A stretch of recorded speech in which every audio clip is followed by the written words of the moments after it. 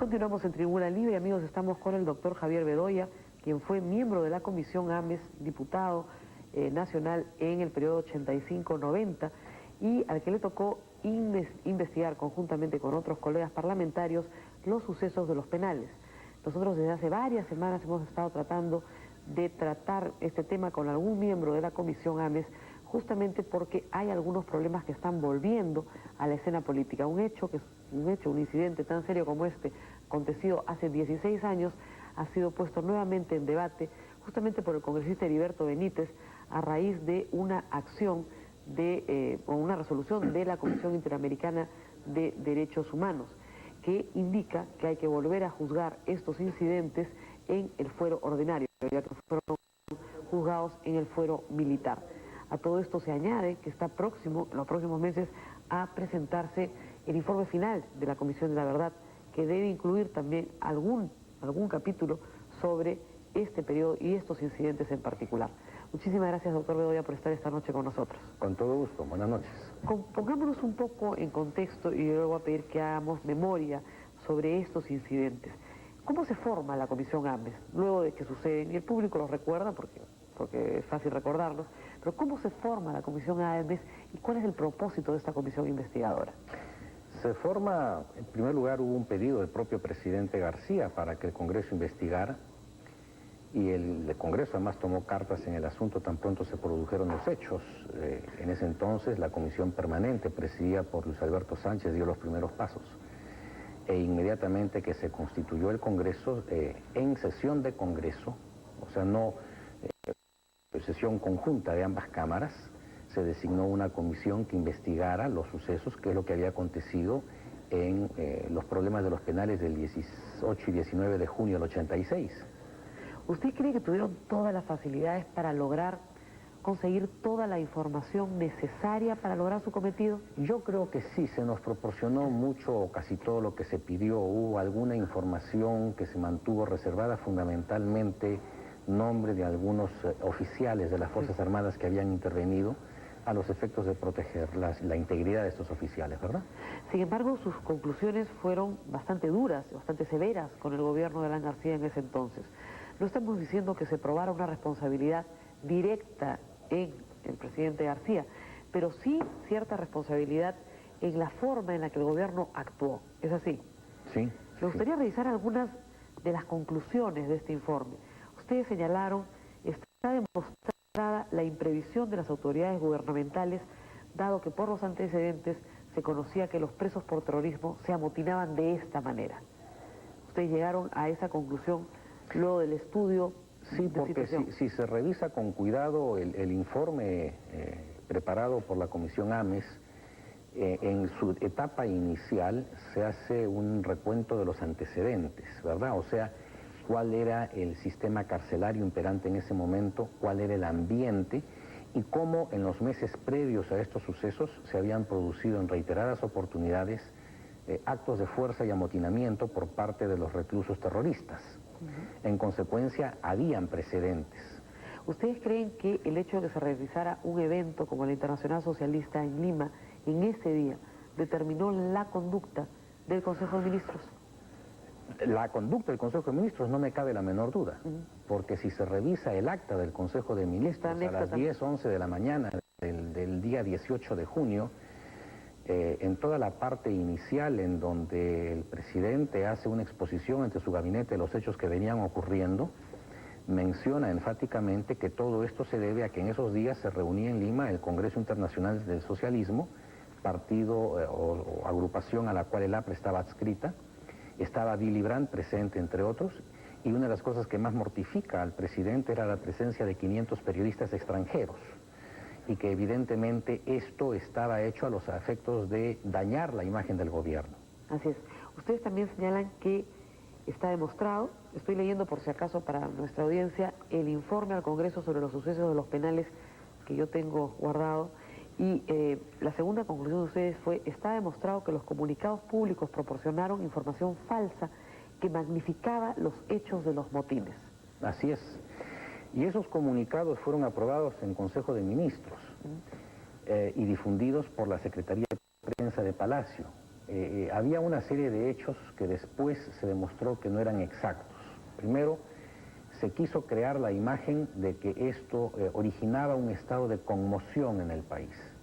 Estábamos en estado de emergencia, se anuncia que el día o los días previos habían habido asesinato de varios policías y cochebombas en Lima. Se anuncia que los terroristas amotinados en los penales estaban armados, que habían fortificado el interior de los penales, que tenían parapetos, tenían armas de fuego y explosivos. Es decir, se pinta una situación realmente de conflagración violenta. Claro, de igual a igual. Así es. De igual a igual. Luego ustedes señalan que se limitó ilegalmente la actuación de las autoridades judiciales y del Ministerio Público. En efecto, porque tan pronto se producen estos hechos, se hacen presentes en los respectivos penales tanto los jueces como los representantes del Ministerio Público, o sea, los fiscales. Claro, que es lo regular en cualquier motín. Ellos toman iniciativa y tienen diálogo con los reclusos, tratando de buscar un entendimiento, ¿verdad? También participa la Comisión de Paz que existía en ese entonces.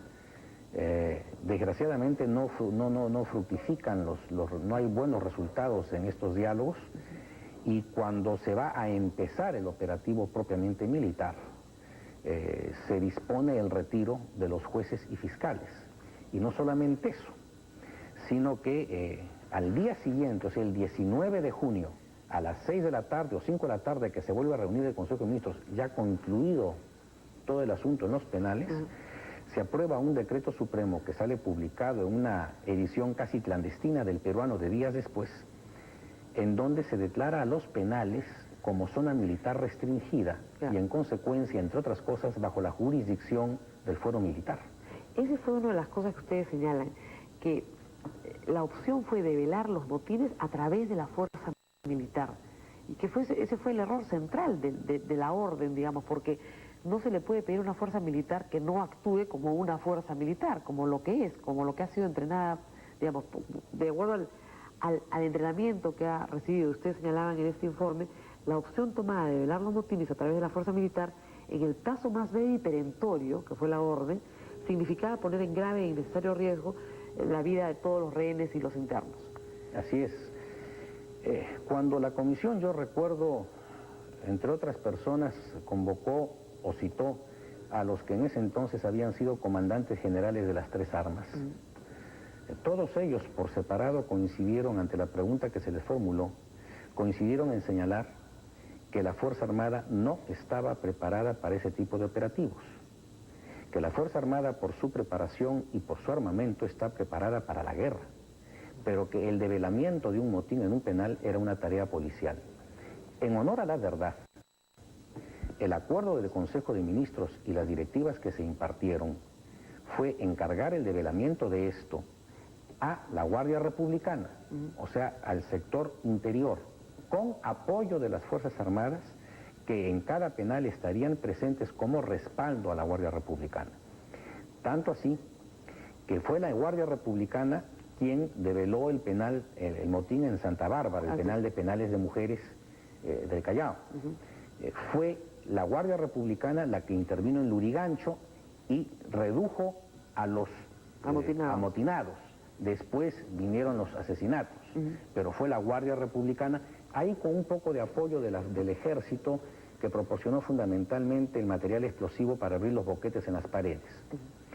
Y en el frontón también fue la Guardia Republicana la que intervino durante varias horas, pero no tenía la capacidad de fuego suficiente, porque en el penal del frontón, no olvidemos que cuando se inicia el motín a las 6 de la mañana, los reclusos toman a 3 guardias republicanos o 4 y requisan en consecuencia los FAL y la metralleta de estos, cada uno de ellos abastecidos con 2 caserinas, y en consecuencia tenían un parque o una munición de 200 tiros. Por eso es que cuando la republicana no puede y se le ordena el retiro, entra la Marina a través del FOES, ¿verdad? Fuerzas Especiales, Fuerzas de Operaciones Especiales, y la Infantería Marina, que al intervenir hay un tiene 3 bajas y 20 heridos. En consecuencia, en el frontón sí estaban armados, cosa que no existió en los otros penales. Y esas son las distorsiones que hay en los comunicados de prensa. Porque ni en Lurigancho ni en Santa Bárbara habían fortificaciones, habían armas. No, en el frontón sí. En el frontón sí. Ahora, la paradoja es que justamente el caso que se está discutiendo en la Corte Interamericana de los Derechos Humanos es el del frontón, el que se está pidiendo, y no los otros dos, porque sobre los otros dos no hubo reclamo.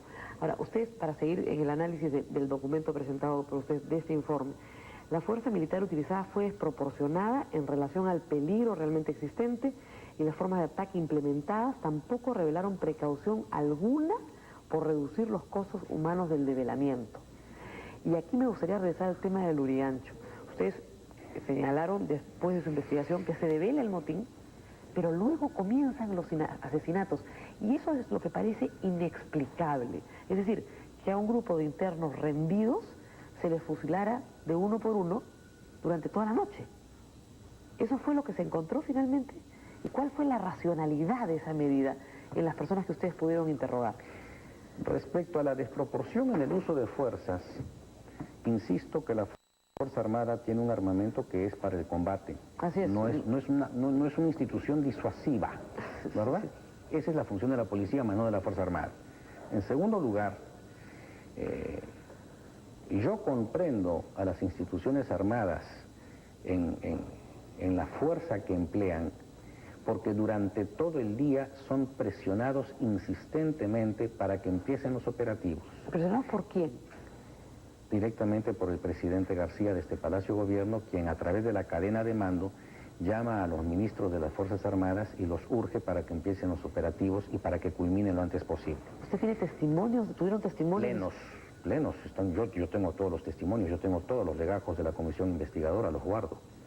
Y todos los oficiales de las Fuerzas Armadas de los diversos rangos que intervienen allí lo declaran, empezando por los comandantes generales de las tres armas. O sea, declararon que hubo una orden directa al presidente de que se develara con todo el uso de la fuerza. No, cuidado. No. Hubo presión del presidente para que el operativo empezara lo antes posible y que era época en que vivíamos toque de queda. Así es, estaba emergente. Y en consecuencia la orden era que todo esto tenía que haber terminado cuando se levantara el toque de queda a las 5 o 6 de la mañana. No es que hubo orden del presidente, aniquilen. No, por Dios, eso nunca lo hemos sostenido y lo reafirmo 16 años después, ¿verdad? Por eso la conclusión de la comisión respecto al presidente García fue acusándolo por delito preterintencional. O sea, explíquele esto al público. Delito preterintencional es aquel delito que se comete por una negligencia punible, porque una persona al dar una orden debe de prever las consecuencias que van a derivar de esa orden y de la condición de la persona que está ordenando. Entonces era previsible que si el presidente urgía más celeridad, ello implicaba poner más presión, y pedirle a los institutos armados pongan más presión era mayor capacidad de fuego. Y por eso es que se produce el enfrentamiento en esos términos. Así es. Ahora luego, ustedes señalan también que está demostrado que algunos miembros de las fuerzas del orden realizaron graves actos contra la vida de los internos, entre ellos ejecuciones extrajudiciales. El único caso en el cual nosotros hemos acreditado y denunciado la existencia de esas ejecuciones fue en el caso del Lurigancho. Así es. No sé cuánto tiempo tengo, pero sí, lo puedo explicar muy gráficamente. ¿Le piden una pausa, me parece? No, dice que todavía podemos seguir. Bien, en el Lurigancho los reclusos estaban dentro de lo que se conocía como el pabellón industrial. El pabellón industrial tenía una pequeña puerta de ingreso, digamos que la mesa fuera el pabellón, en el lugar donde usted está sentada. Este ingreso lo habían cubierto con colchones y con muebles, y en su momento prendieron fuego a los colchones. Cuando inicialmente las fuerzas del orden intentan entrar por allí, se encuentran con que había una humarada, no podían entrar y estaba todo esto interrumpido. Entonces, desde el otro extremo, justo desde el otro extremo del pabellón, abren los boquetes. Y primero con un armamento inadecuado, proyectiles RPG, que son proyectiles perforantes de blindados, entonces perforaban evidentemente la pared, pero con una circunferencia pues mínima claro. Y no permitía el ingreso de una persona. Tuvieron que ir a traer otro tipo de explosivos, abrieron el boquete Y cuando comienzan a entrar por el boquete, dicen que reciben fuego desde adentro, disparos desde adentro. ¿Qué es lo que sucede? Que en el momento que entran por este boquete, simultáneamente para distraer la atención de los reclusos, desde el otro extremo donde estaba la entrada taponeada con colchones humeantes, la policía comienza a disparar. Entonces estaban uno frente al otro y los disparos no eran de los reclusos al interior del pabellón, sino eran los disparos de la policía desde ambos extremos del pabellón, y por eso es que se encuentran con fuego cruzado. Pero allí interviene un teniente de la Republicana especializado en este tipo de operaciones, entra con un equipo de 9 miembros, se desliza en medio de la oscuridad dentro del pabellón, rodea a los reclusos y los rinde, hace deponer su actitud. Perfecto. Y los comienzan a sacar por el boquete. Como consecuencia de este operativo habían quedado reclusos fallecidos, muertos. Aproximadamente se estiman que son 30 los que estaban muertos dentro del pabellón. Y que son aproximadamente 90 los que salen rendidos. Una vez que están fuera del pabellón, se les ordena echarse boca abajo en el suelo, y uno por uno comienzan a desenrajarle disparos en la cabeza y ejecutan aproximadamente a 90 hombres rendidos. Este fue el exceso más claro. Así es. Este es el hecho que sí estuvo reconocido por el propio gobierno. Así es. O no olvidemos esas expresiones del presidente García. ¿Se van ellos o me voy yo? Así es. O se van ellos o me voy yo, ¿verdad? Ahí sí hubo claramente un exceso. Claro, y el coronel de la Guardia Republicana, Rolando Cabezas, fue el responsable por su jerarquía, digamos, de estos actos específicos de acuerdo a las conclusiones a las que ustedes llegaron. No solamente por su jerarquía, porque además él interviene sin estar encargado del operativo. Él es llamado por su jefe de la institución para que lleve reflectores primero al penal Santa Bárbara y para que lleve después un poco de explosivos para abrir el boquete en el pabellón del Urigancho, y este se presenta e inclusive pone de lado al teniente encargado del operativo, y es el que primero intenta, el coronel es el que primero intenta ingresar, es ahí donde se producen los tiros cruzados, y entonces se repliega el coronel con su gente y posteriormente entra el teniente que domina la situación. Y una vez que los rendidos estaban afuera, eran miembros de la Guardia Republicana, muchos de ellos con pasamontaña, quienes ejecutan. Y que nunca se pudo determinar quiénes eran. Con nombres y apellidos no, pero muchos de ellos fueron procesados en el fuero militar y fueron condenados, ¿no? Sí, pero después fueron amnistiados. Bueno. Pero, no, o sea, digamos, la comisión no tuvo la posibilidad de conocer los nombres. No. Hubo una protección directa. No quiero ser tan enfático, hasta donde recuerdo no tuvo oportunidad de conocer los nombres de los miembros de la Republicana involucrados. Así es. Y luego, en el caso del Frontón, tampoco hubieron nombres. No. La comisión en algún momento pidió que se le proporcionaran los nombres de los oficiales encargados del operativo, pero la Marina mantuvo reservas sobre eso y creo que con buen criterio. ¿Por qué? Porque vivíamos en una época de mucho enfrentamiento, de mucha actividad terrorista. Estamos hablando todavía del año 86. Sí, así es. Y en consecuencia dar a luz el nombre de las personas que si habían cometido excesos debían ser sancionados, pero que si habían actuado cumpliendo órdenes y dentro de la ley, o sea, no una obediencia indebida, sino dentro de la ley, no tenían por qué ser expuestos a un atentado ellos o sus familiares, ¿verdad?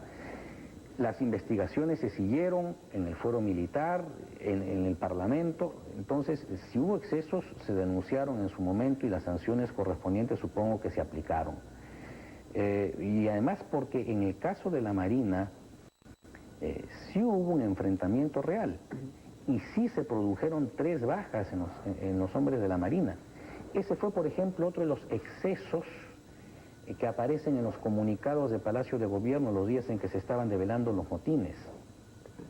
Porque entre las primeras noticias que dan a conocer, exagerando la situación y diciendo que, por ejemplo, en Lurigancho, donde no tenían armas los reclusos ni explosivos, se habían producido heridos, Sí, en efecto, en Lurigancho se habían producido algunos heridos, pero lo que el comunicado de Palacio guardó silencio fue que esos heridos fueron como consecuencia de la explosión que hicieron para abrir el boquete en las paredes del pabellón y poder ingresar las fuerzas del orden.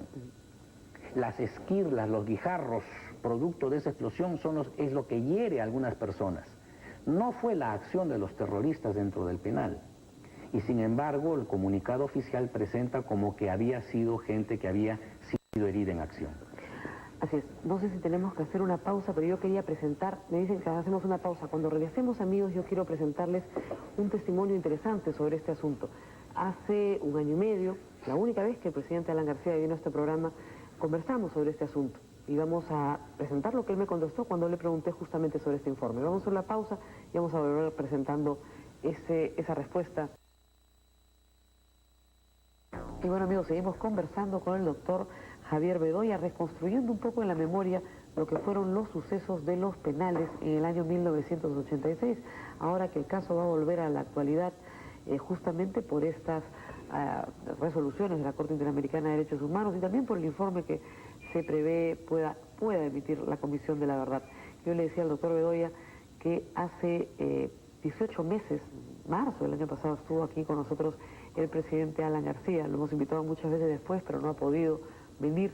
Y le hice una pregunta justamente sobre este informe y esa fue su respuesta. Vamos a verla. Yo soy media cachivachera y ahora preparando la entrevista encontré este libro que venía buscando hace tiempo, es el informe al Congreso sobre los sucesos de los penales, el famoso informe del 86 presentado por la Comisión Ames. Y yo buscando encontré, acá se señala que el presidente de la República tenía responsabilidad política en lo sucedido en los penales en el año 86. Bueno, partamos de definir quiénes suscribieron ese informe. Bueno, evidentemente los comunistas de todos los pelajes. Rolando Ames, Jorge del Prado, obviamente. Javier Bedoya es del PPC, ¿no? Óscar Felipe B., diputado Agustín Aya de la Torre y diputado Aureo Segarra. Más o menos está usted en la línea de quienes estaban en la oposición extremista comunista, para los cuales el Estado siempre es un violador permanente de derechos humanos. Esto es así. Pero en segundo lugar, ninguna de esas páginas puede probar ni decir que el presidente de la República ordene un asesinato. Que el presidente de la República, en una situación de emergencia, plantea a la Fuerza Armada el recuperar los penales y que, sin que la Fuerza Armada participe directamente, se produzca un asesinato como el que ocurrió en Lurigancho. 300 personas fusiladas. Esto es parte de una investigación penal promovida por el propio presidente 2 días después, que terminó en una investigación y en una sanción cuyos sancionados fueron después amnistiados por el señor Fujimori. Está demostrado que el gobierno, al incumplir con sus obligaciones de proteger la vida humana, dio órdenes que trajeron como consecuencia un injustificable número de muertes. Está demostrado que el gobierno... Eso está demostrado porque lo dice el señor Ames. O sea, ha elevado usted a nivel canónico la opinión de Jorge del Prado. La felicito desde su punto de vista político. No hay ningún punto de vista político. Pero no me tiene que convencer a mí, sino al público. Lo que digo es lo siguiente. Se produjo un asesinato que yo denuncié. ¿Usted no siente una responsabilidad? Olvídese la responsabilidad política y penal. ¿Una responsabilidad moral? Usted es el presidente del Perú.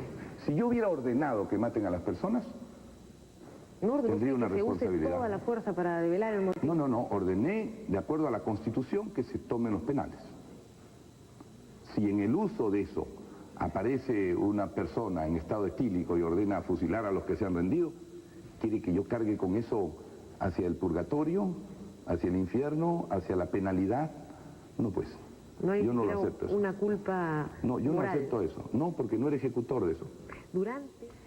Esa fue la respuesta de Alan García sobre lo que justamente conversamos en esa oportunidad.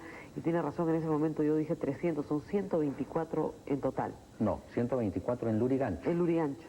Dos en Santa Bárbara y 30 o algo por el estilo en el Frontón. En el Frontón.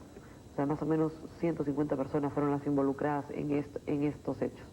Y el presidente dice que él no tuvo ninguna responsabilidad porque luego hubo una acusación constitucional contra Alan García, cuando termina su periodo, en realidad, por el caso de los penales. El presidente dice la verdad y reafirmo lo que ya he dicho hace unos minutos, en el sentido de que no dio orden de aniquilamiento. Así es. ¿Verdad? El presidente García, yo faltaría a la verdad si sucediera semejante barbaridad. El presidente García no dio esa orden. Sí dio la orden de develar el motín en los penales. A nuestro juicio en la comisión le alcanzaba responsabilidad por un delito preterintencional que expliqué hace unos minutos. Creo que hay una responsabilidad política porque la forma como presentó la situación ante su propio gabinete era totalmente desproporcionada a lo que acontecía.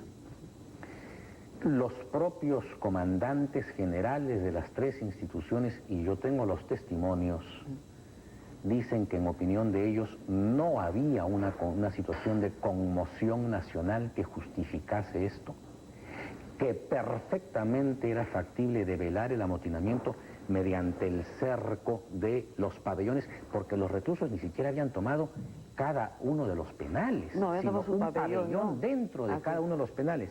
Bastaba cercarlos y reducirlos con gases o reducirlos con sed y hambre. Pero eso tomaba días. Y aquí es donde entra a jugar entonces la percepción que tuvimos claramente en base al acta oficial del Consejo de Ministros que guardo en mi poder, en que para el gobierno en ese momento lo predominante era que se estaba llevando a cabo el Congreso Internacional Socialista, habían 500 periodistas presentes y querían en consecuencia crear una mala imagen al gobierno. Y había que demostrar cómo un gobierno democrático con la fuerza del pueblo puede poner orden. Alan García nunca fue juzgado por esto, ni a nivel político ni a nivel penal. A nivel político sí. A nivel político sí, porque si bien el dictamen que emitimos en la Comisión Ames, el dictamen en mayoría, fue desestimado por la mayoría aprista del Congreso, y aprobaron el dictamen de minoría que era suscrito por los apristas y que exculpaban de toda responsabilidad al gobierno, una vez terminado el mandato del presidente García, se le presentó una acusación constitucional suscrita por varios parlamentarios, muchos de ellos de izquierda. Recuerdo que estaba Pedro Cateriano, recuerdo que estaba el actual ministro de Defensa, Lore de Mola, es uno de los firmantes de la acusación constitucional, y se le hace entonces la acusación constitucional.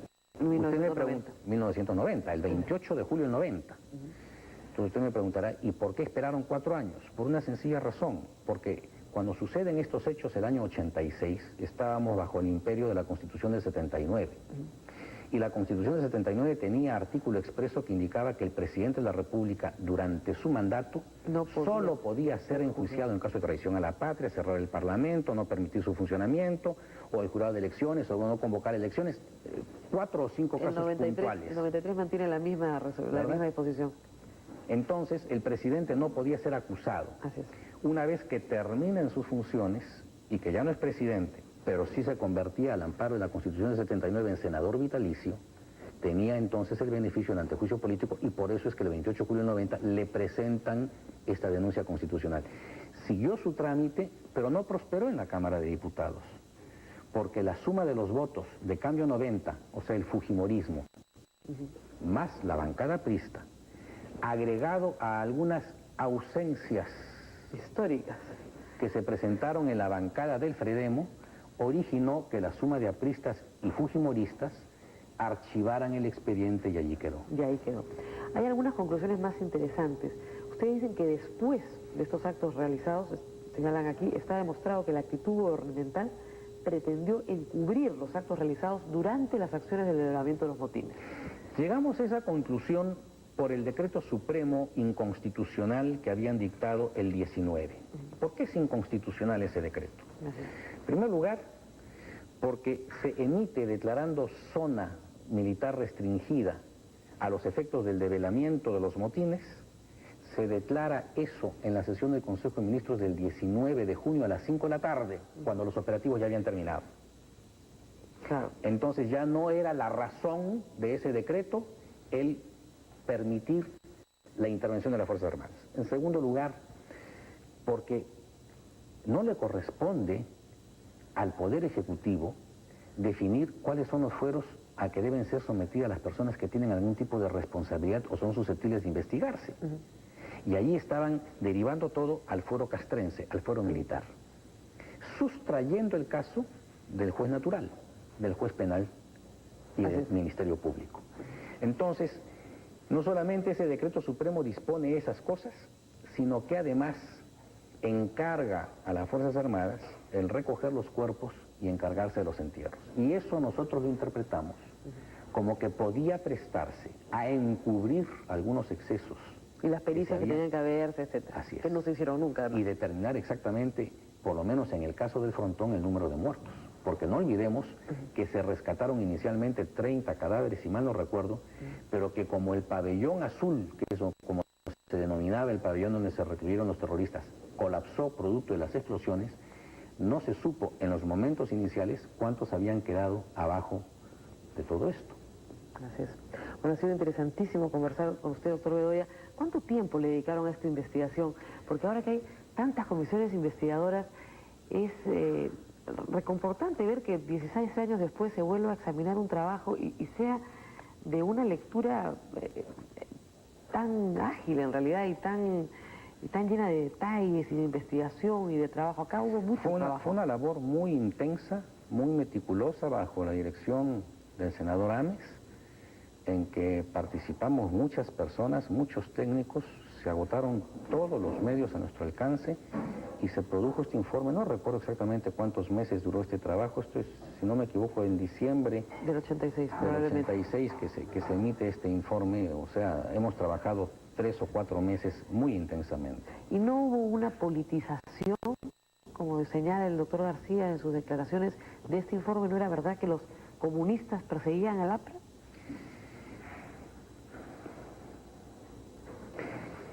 Es muy difícil sostener que frente a un hecho de esta naturaleza, y cuando quienes tienen que investigar son elementos de por sí políticos, serán miembros del Congreso, se pueda pensar que no ha habido algún grado de politización. El mismo hecho que los dictámenes son el que es a favor del gobierno suscrito por los apristas y el que es adverso al gobierno suscrito por las demás bancadas, evidencia evidentemente un sesgo en alguna medida político. Pero el contenido del documento procuró que fuese al margen de todo apasionamiento. Por eso yo, en la medida de lo posible, en esta intervención he querido hacer abstracción de nombres y referirme a hechos, a acontecimientos que están documentados, porque precisamente he querido, en la medida de lo posible, quitarle ese sesgo político y que alguien piense que 16 años después, trato de reaparecer en la vida política sobre la base de encaramarme sobre un hecho lamentable. No, por eso además he sido enfático y he puesto mucho ímpetu en decir, por ejemplo, que soy el primero en desmentir las versiones o suposiciones que el presidente dio una orden de aniquilamiento. No fue así. Así es. Muy bien, doctor Bedoya, nosotros lo hemos traído al programa en realidad. Usted no ha querido aparecer en la vida política, lo hemos buscado justamente porque buscábamos a una persona a la cual no se le pudiera decir que tenía una carga política tan, digamos, sesgada hacia el APRA como acusó el presidente en aquella entrevista. Yo le agradezco muchísimo que haya estado compartiendo estos recuerdos y este trabajo con nosotros esta noche, que creo que van a ser esclarecedores para quienes quieran formarse un juicio nuevamente de qué fue lo que pasó en el Perú en el año 86. Mil gracias. Vamos a una pausa, amigos, y regresamos para conversar de un tema distinto, la seguridad en Lima en las fiestas navideñas. Volvemos.